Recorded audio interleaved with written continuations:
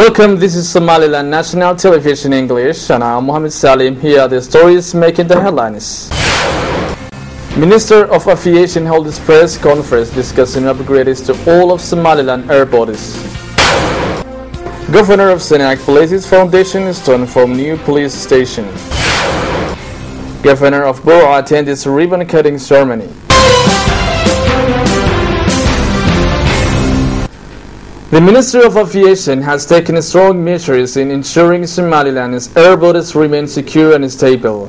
In cooperation with the United Kingdom and international organizations, the Ministry of Aviation is implementing various programs. These programs range from training and employment opportunities to advanced equipment in order to search and regulate incoming and outgoing baggages. The Ministry of Aviation spoke to our reporters. The Ministry of Aviation, in cooperation with United Kingdom partners, has revolutionized East Africa's airport scene. With modern technology and innovative screening procedures, the Somaliland Ministry of Aviation is at the forefront of protecting Somaliland airports. Minister of Aviation Mahmoud Hashi Abdi spoke at Igal International Airport to reporters. He stated, "If I can speak on behalf of the Ministry of Aviation and my title as Minister appointed by the President, the Ministry of Aviation is responsible for all airports in Somaliland at this current time. And our intention is to build Somaliland airports not to compete locally but rather international with global airports. It is essential that each and every airport in Somaliland fulfills international requirements of what an airport needs to be like. We've changed the structural platform of all Somaliland airports, not just physically but with training and employment opportunities as well." The Minister of Aviation continued by explaining the importance of collaborating with other ministries to ensure peace and security throughout Somaliland remains in its current stage of stability.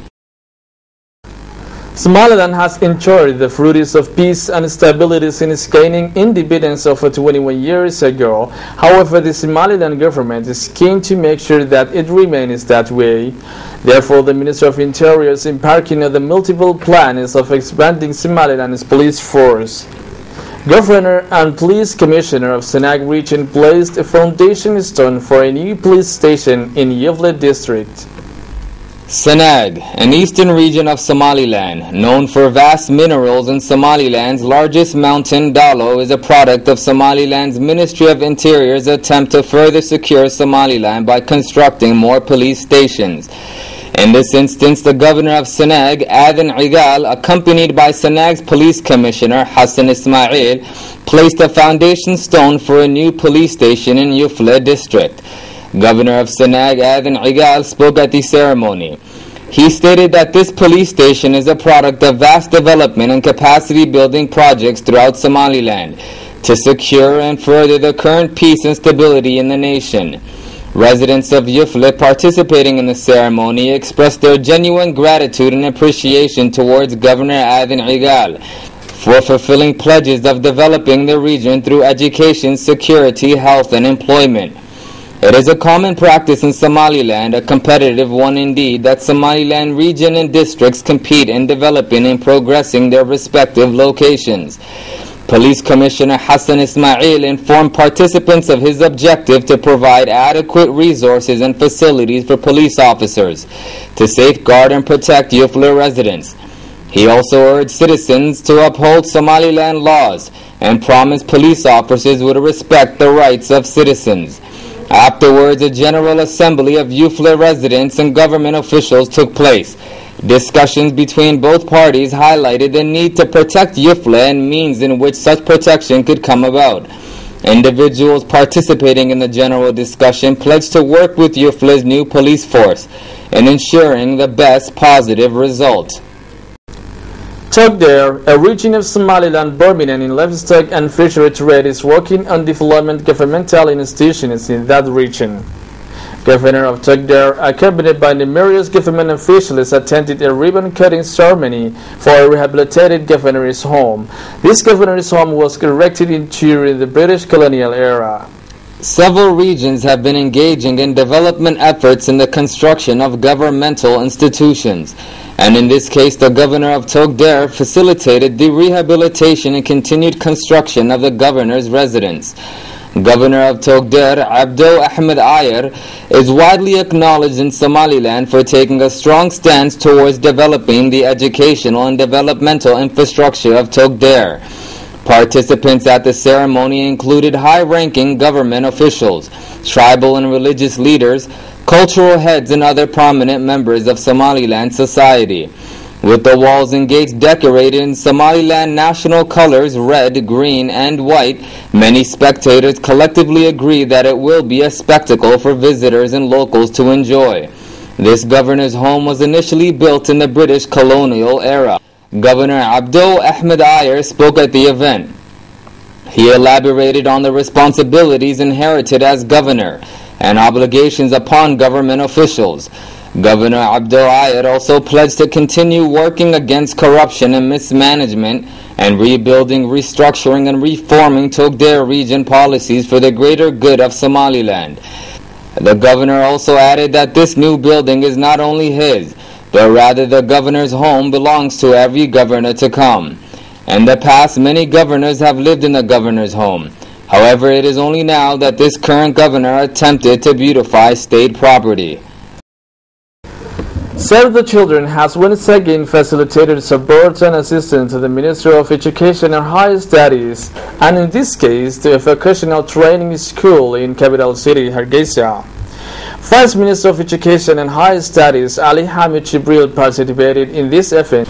Somaliland's Minister of Education and Higher Studies works in cooperation with international organizations in raising the educational standards of Somaliland schools, whether through teaching supplies, capacity building, construction of facilities, or in this case supporting schools with necessary resources. The vocational school run by the Ministry of Education and Higher Studies teaches technical skills to Somaliland citizens. Save the Children is working hand in hand with the Ministry of Education in Somaliland.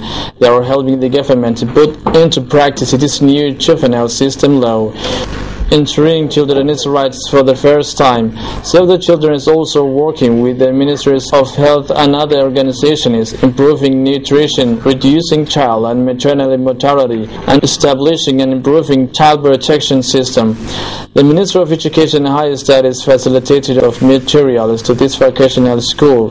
Participants in the ceremony included Vice Minister of Education Ali Hamid Jibril, other high-ranking governmental and non-governmental officials, Save the Children representatives, and vocational school administrative staff. Save the Children pledge this is the first of many support initiatives in Somaliland's education sector. On the other hand, Delhi College held a graduation ceremony in which 100 students accepted their certificates. Officials from the Ministry of Education were present at the event. Del Professional College 100 completion certificate is to 100 students who finished computer studies in a well-organized ceremony in Hargeisa. Participants were senior officials from the Ministry of Education and Higher Studies, parents and artists. Head of Del Professional College Sulaiman Hassan Diria spoke at the occasion. He emphasized the main reason behind establishing this college is to upgrade and promote Somaliland education system. Dr. Muhammad Abdullahi, a senior official of the Livestock Vocational Training High School in Sheikh Town in Sahel region, who also spoke, highlighted the importance of education for the people and the nation, and also said without education there is no development. At the end of the ceremony, the Director of Informal Education Department for the Ministry of Education and Higher Studies, Musa Mohammed Shire, gave a speech to the participants and students. He said, "We, the Ministry of Education, are welcoming everyone who is contributing to the right path, special education." And he awarded certificates to 100 students who graduated. After the collapse of Somalia, urgent needs, including an educational system devastated by the war, became visible. From Somaliland Independence Day on May 18, 1991, the Ministry of Education and Higher Studies started from grassroots to re-establish a collapsed educational system, and successfully the ministry did well. Currently, there are universities, a huge number of public schools, and uncountable schools in the private sector. Every year, thousands of new graduates complete the academic year. Thanks for watching Somaliland National Television English, updating you on Somaliland news and current affair issues. Until we meet again, for myself and the entire team here, goodbye.